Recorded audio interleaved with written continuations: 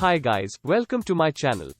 I have covered gacha games several times on my channel, and if you've played them too, then you know that most, or all of them are free to play. You can just pick the one you want from many options in the Play Store, and if you don't like it, you can just switch to other games for no cost. Maybe you're wondering, if they are free, then how do the developers make money or profit from them? In this video I will explain to you the monetization strategy and how that strategy dictates the game design. Gacha games are video games that implement the gashapon mechanic. Gashapon, or also called gachapon, is a Japanese vending machine that dispenses a small capsule toy for a small amount of money. Gacha games use the same mechanic, but instead of capsule toys they reward gamers with virtual items bought with in-game currency. The in-game currency can be obtained by playing the game or purchasing from the game developer using real-world money. This monetization model began to be widely used in the early 2010s, and most of the highest-grossing mobile games in Japan use it. These games usually reward players with in-game items like characters, cards, or other items. The players are allowed to pull for these items using a specific amount of in-game currency, and the game will give the players these character, cards, or other items in a randomized rate. Sometimes the items are rewarded in a limited event, making some special prizes only available in a specific time frame. Since the chance of getting a specific reward is low, players must pull the gacha many times before they get the item they wanted.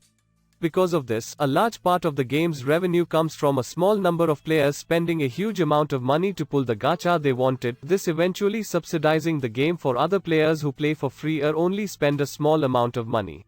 These high-spending players are often called whales. Game developers have seen gacha as a great monetization strategy for their free-to-play games, since these games don't require the players to pay to access a big amount of their content. Here are several types of gacha mechanics that game developers can incorporate into their games. 1. Complete gacha. Complete gacha is a system where a player attempts to collect a set of items, could be cards, creatures, armors, and if you own the complete set you'll get a set bonus. The way the player collect these sets is by pulling the gacha and hope that the item they need to collect the set is in the pull. 2. Box gacha. Box gacha provides players with a virtual box from which the player can pull an item from. Because the number of rewards in this virtual box is limited, the likelihood of pulling your desired item is increased as the number of items in the box becomes fewer and fewer. However, it is also possible to pull all the rewards in the box at once if the player is willing to spend enough money. 3. Redraw gacha. This gacha system allows the player to re-roll their pull if they don't like the result of their pull. In games that offer an initial free gacha roll upon commencement, players beginning the game for the first time may attempt re-rolling by repeatedly creating new accounts until they obtain the desired rare item or starting results. 4. Trade gacha. Trade gacha allows the player to trade undesired items for a new roll that will give the player a better item. 5. Consecutive gacha. In consecutive gacha system, the chance of receiving rare items increased if the player pull in bulk, rather than pulling individual rolls. At the end of the roll, the player receives all the rewards. 6. Step up gacha.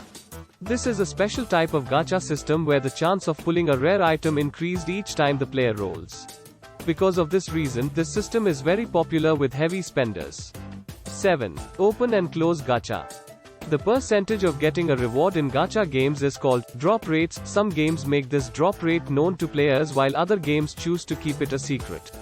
Basically, players love games that gives generous drop rates, and so the developer's decision to open their drop rates could attract players. That is how game developers can earn money from games that they market for free. There are some controversies with this monetization model, one of which is how easy this game makes kids and teenagers to spend a huge amount of money to pull the rewards. But this monetization model is still used, and there's no sign of stopping. If you have watched this far, please like this video and subscribe to the channel because you seem to like this kind of content. If you also enjoy gacha games, I have a video about the best gacha game in 2022 right over here.